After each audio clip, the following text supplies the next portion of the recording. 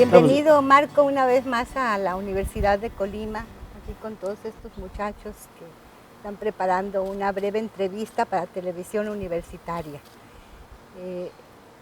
Un homenaje merecido, bien ganado, y a mí me gustaría platicar contigo, aunque muchos lo han hecho ya, del viaje, pero quisiera más bien hablar del viaje dentro de tus textos, del viaje que se desliza suavemente, que comienzas con un poema y al rato nos llevas a otro espacio y a otro tiempo, como ese poema que hablas de desde la ventana del tren veo el río me aleja, se reduce, se esfuma. Y después más adelante en ese mismo poema, pero esta no es la historia que yo quería contar. Me gustaría que nos platicaras cuál es el proceso para lograr esta fluidez en el texto, comenzando en un lugar, haciéndonos viajar contigo en el texto, ya sea en el poema o en la narrativa. Lo que sucede es que yo escribo principalmente poesía, ante todo, digamos, cuando estoy viajando, ¿no? Antes decía que escribía cuando estaba enamorado o cuando viajaba, pero con los años se te va quitando, se te van yendo las enamoradas y te vas quedando solo con el viaje. Entonces, cuando yo viajo, trato de desliteraturizarme, digamos, ¿eh? Entonces, si estoy en un sitio, lo que hago mucho es estar reflexionando cuando vuelo, cuando viajo en tren o voy en autobús y sobre todo cuando camino, voy tomando apuntes o voy tomando como versos, digamos, o de pronto puedo sentarme en algún lugar y escribir rápidamente un poema que después será muy corregido, digamos. Siempre, desde el primer viaje en 1972 que hice a Europa, debo haber estado en Europa, haber estado alrededor de 50 veces, digamos, en viajes. Y en América Latina, pues menos, pero digamos, la cuestión es que siempre encuentras algo nuevo. Por mal que te vaya en un viaje, algún texto va a salir que no hubieras podido escribir de otra manera. Y la gente muchas veces ve sobre todo el poema que tiene una serie de capas.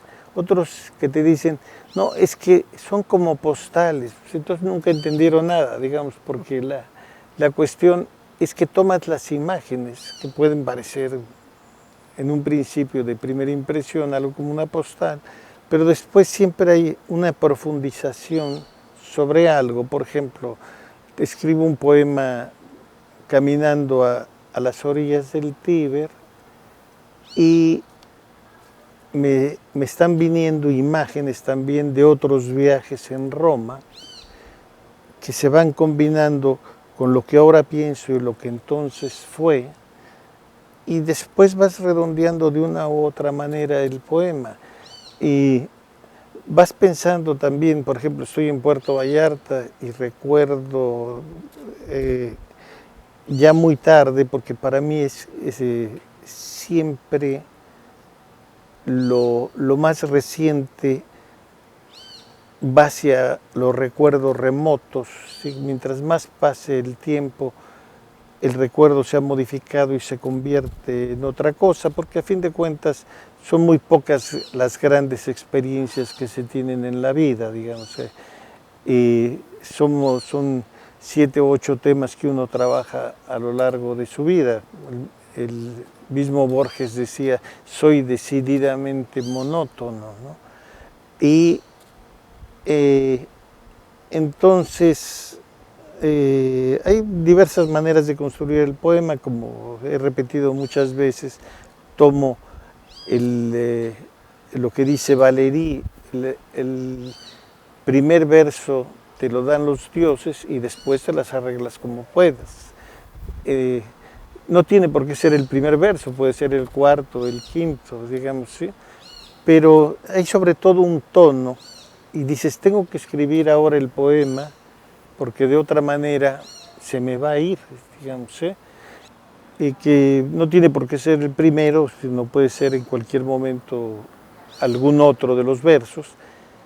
Y empiezas a escribir, pero no sabes lo que vas a escribir, digamos, ¿sí? Tienes una idea de lo que vas a escribir, pero no tienes las palabras, ¿eh? Entonces la misma música te va llevando, después tú vas creando una variedad de ritmos, porque si sigues solo un ritmo se vuelve monótono. Entonces, por ejemplo, si estoy en un tren, voy viendo el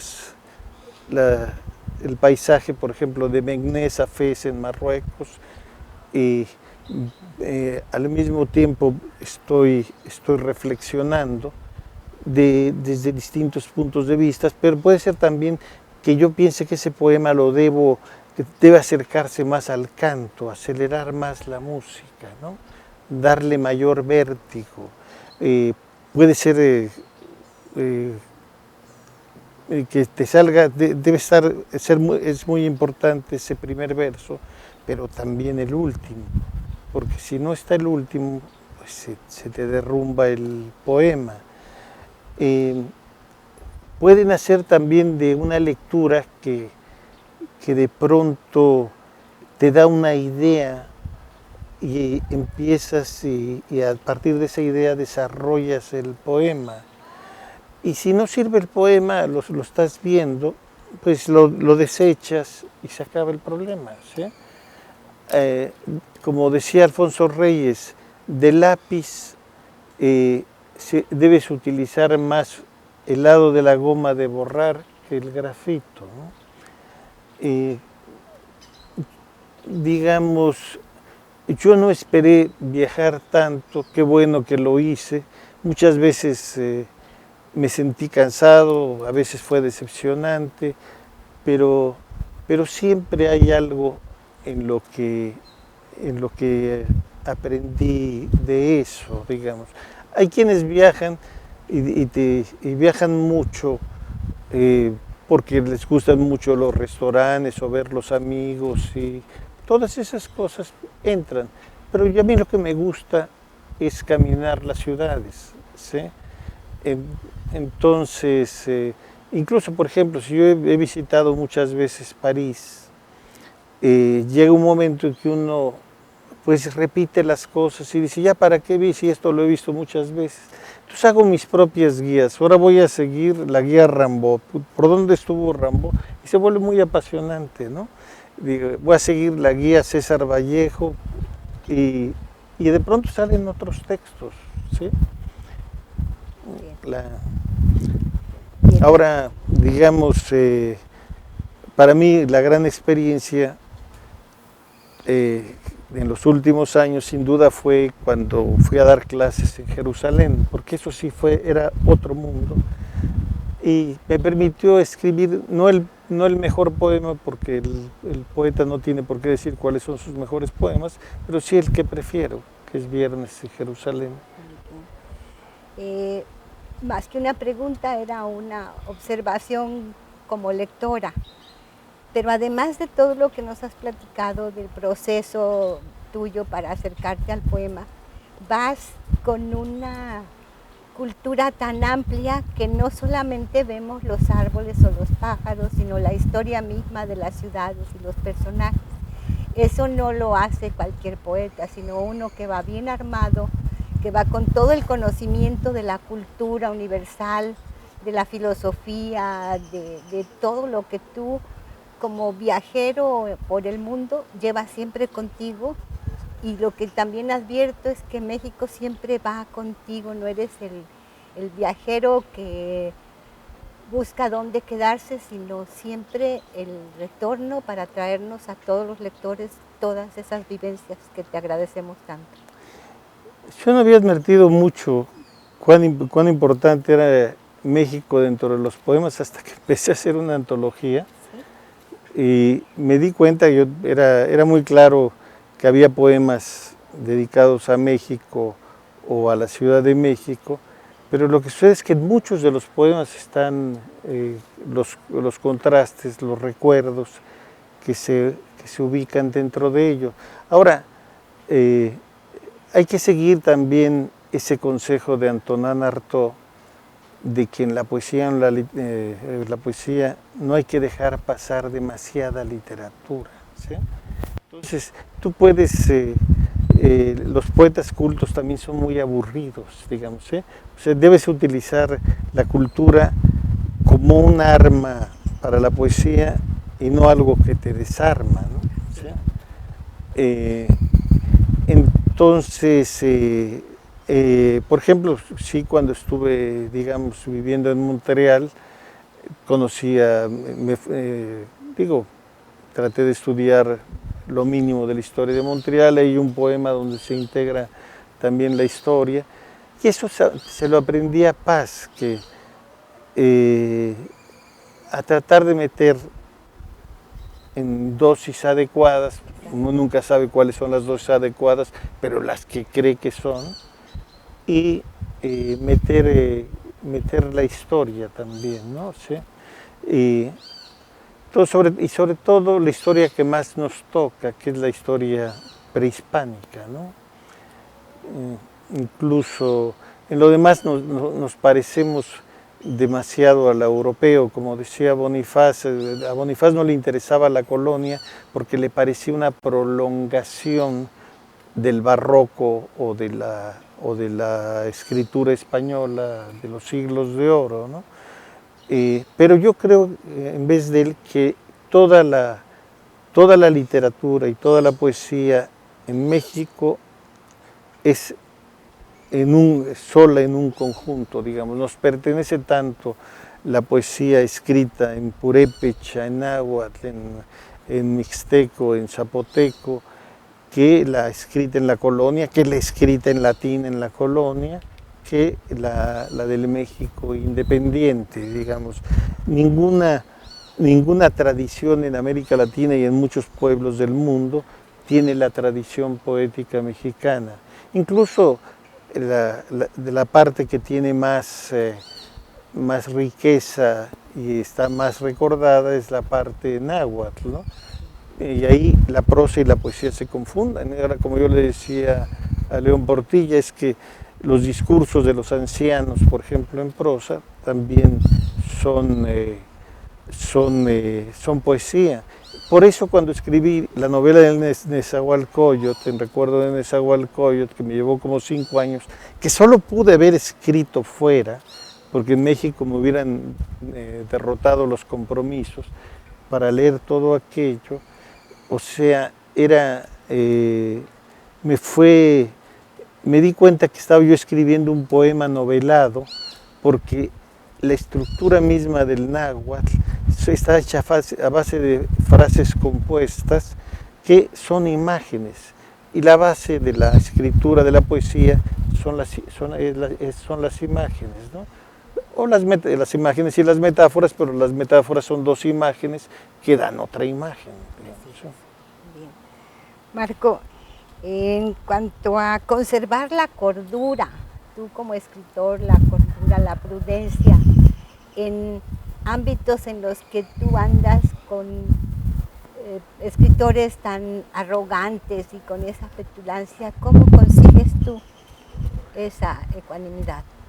Bueno, yo lo que pasa es que yo creo que los escritores mayores, una vez que accedes a ellos y los tratas, son verdaderamente sencillos, salvo grandes excepciones. Los cretinos y los petulantes son casi siempre la gente de medio pelo, digamos, ¿eh? La cuestión es que hay que estar consciente de que somos una partícula de polvo en el universo, ¿sí?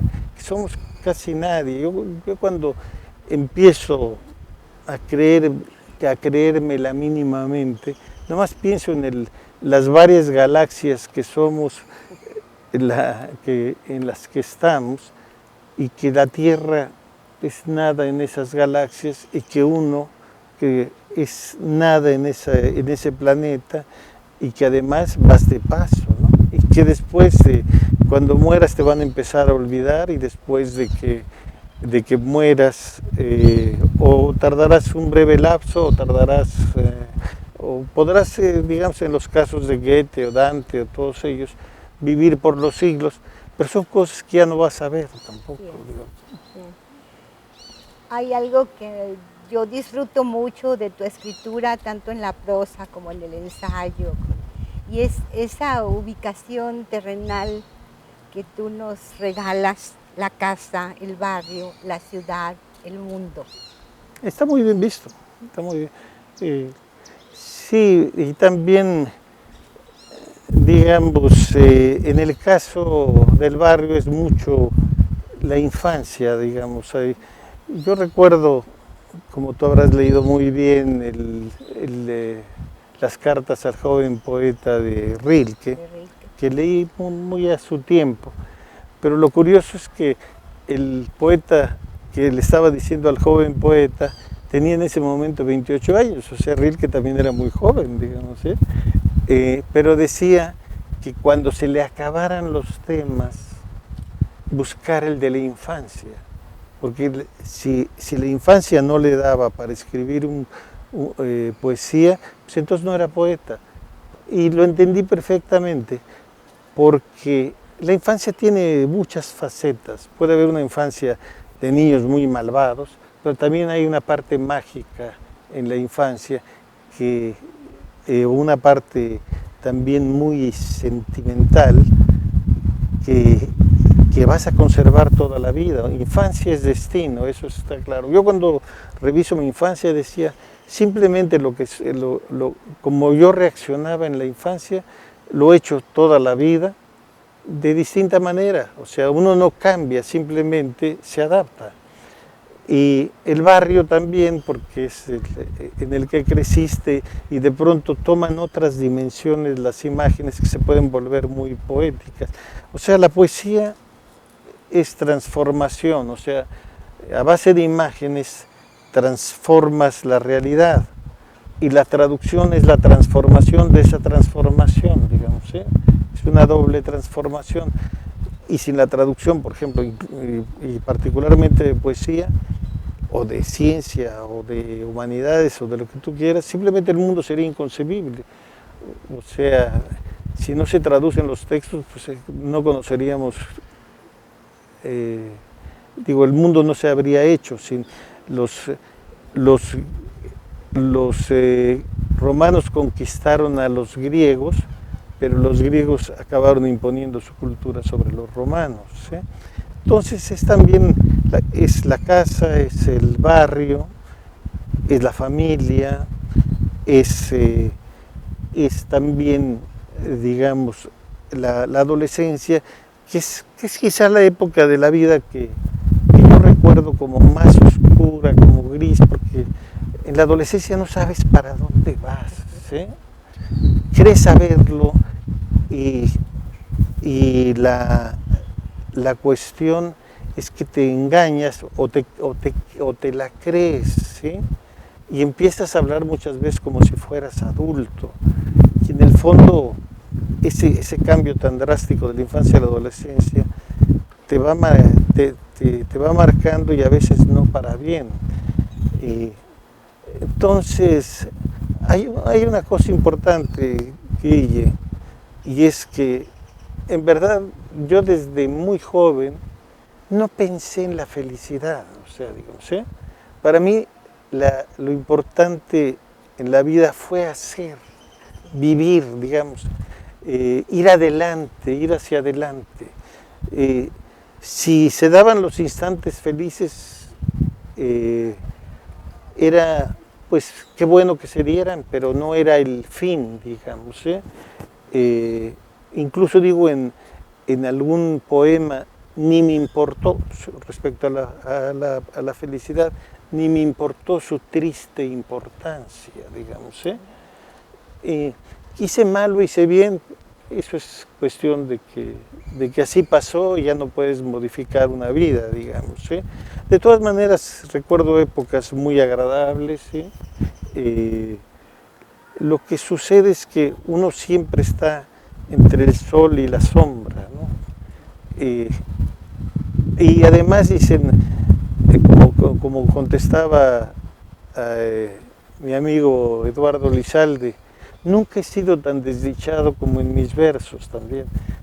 Lo que sucede es que cuando uno escribe, escribe mejor en los momentos más difíciles, ¿sí? Y además uno nace con un espíritu melancólico, digamos, ¿sí? Uno es un melancólico, que además los melancólicos por lo regular tenemos muy buen sentido del humor. También hay grandes melancólicos que tú lees su obra y dices, pero ¿cómo? Si es tan simpático, si tiene todas, sabe vivir muy bien, la pasa muy bien con la gente, esas cosas pasan.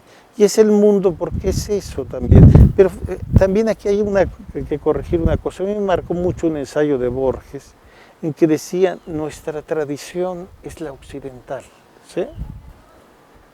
Y yo me la tomé muy en serio, porque conozco muy bien Europa y conozco una gran parte de América Latina. Estados Unidos no me gusta, pero he estado en Estados Unidos y puedo prescindir de Estados Unidos. Viví en Canadá algunos meses, he estado varias veces, pero lo más lejos que he llegado es hasta Jerusalén, porque di hasta Israel, país que es bellísimo, y fue una suerte también, pero cuando me invitaron, por ejemplo, a dar clases en la India, no quise ir, ¿no? Y cuando me han invitado a China, no quise, no quiero. Entonces, o sea, la parte asiática, mi amigo Rogelio Gadea pasó muchos años en Nueva Zelanda. Yo creo que tal vez yo no hubiera aguantado 6 meses, digamos, ¿sí? En cambio, haber vivido en Austria, por ejemplo, que es la parte donde más he vivido, que son 4 años, es que también tenía toda Europa, o sea, estaba en el centro, ¿no? Podía bajar a Italia, subir a Alemania, en una noche estabas en París. Esa es la ventaja de Europa, que tienes algo muy bueno a casi cada 40 kilómetros, un pueblo, una ciudad, y también llega un momento en que porque no había esa oportunidad para viajar por América Latina, que me llegó muy tarde. Pero yo en América Latina me siento como en casa. Antes decía, yo no tengo casa, pero en América Latina es lo más cercano a la casa, digamos, ¿sí? Marco, también has sido pródigo en la amistad, pero yo tengo la inquietud de saber cómo puedes determinar el límite preciso entre tu pródiga amistad y la condescendencia, por ejemplo. No, lo que pasa es que yo divido, o sea, siempre hay como los grandes amigos, los cuates, los conocidos. Claro que muchas veces tú hablas como siempre exageras un poco la situación, ¿no? Calificas más, pero siempre hay un primer círculo, hay un segundo círculo, hay un tercer círculo, y las cosas, digo que yo viajo mucho por conocer ciudades, pero también por ver a los amigos, porque ya antes viajaba sin importarme si me encontraba a alguien, ¿sí? Pero ahora si voy a una ciudad, si no hay amigos ya no viajo, digamos, ¿sí? Y además, ya desde hace tiempo dice, a lo mejor es la última vez que los veo, entonces hay que viajar, hay que estar allá. Sí. Y también, por ejemplo, hay esa cuestión como con los maestros. Yo me llevé muy bien con los poetas mayores o con los escritores mayores que yo, con los que llevé una relación muy afectuosa, y me dicen, ¿tus maestros? Pues no lo sé, porque era más una relación de amigos, ¿sí? A pesar de la diferencia de edad. Por ejemplo, desde Alicho Macero, pasando por Bonifaz Nuño, pasando por Sabines, pasando por Eduardo Lizalde, por Víctor Sandoval, por Rulfo, por Arreola, por Emanuel Carballo. Con todos me llevaba muy bien y platicábamos muy bien. Quizá, en cambio, con mi generación no hablé tan bien, aunque tampoco te estoy de pleito, ¿sí? Aunque es más fácil pelearse con los de la generación, porque, digamos, era también eso que me comentaba con José Emilio, con quien también me llevé muy bien durante muchos años, con Pacheco. Pues no se vale la envidia, digamos, ¿sí? A la envidia hay que superar. Si sientes que sientes envidia, pues hay que convertirlo en emulación, digamos. Si alguien dice, ay, porque alguien escribe de tu generación un magnífico libro, pues inmediatamente lo que haces es hablar, felicitar, tratar de evitar todo aquello que parezca envidia, ¿no? Ahora, hay gente con la que no te puedes llevar, digamos, ¿sí? Sí. Hay gente con la que definitivamente hay también, o dices, no te puedes llevar, pero puedes saludarlos. Pero hay otros que ni siquiera saludarlos, ¿no? Porque también, y sobre todo cuando son conflictivos y malas personas, ahí sí. Yo creo que... Marco, te agradecemos muchísimo esta breve entrevista aquí para Televisión Universitaria. Tú sabes que Colima te espera siempre y yo no quiero decir esa frase por si no nos volvemos a ver, porque si hay algo que espero es precisamente volvernos a ver muy pronto con otro libro. Decíamos hace rato con Sofía que tenemos, por lo menos yo tengo todos tus libros, muchos tú mismo me los has regalado y firmado. Entonces tengo una biblioteca Marco Antonio Campos en mi casa, pero tengo otra también en mi afecto y en mi corazón. Muchas gracias. Es totalmente recíproco. Muchas gracias. Además, ustedes saben, los colimenses, que es la escritora más simpática de México. Bueno, eso lo editan y lo quitan, por favor. También le editan y le quitan lo que dijo bueno, ella.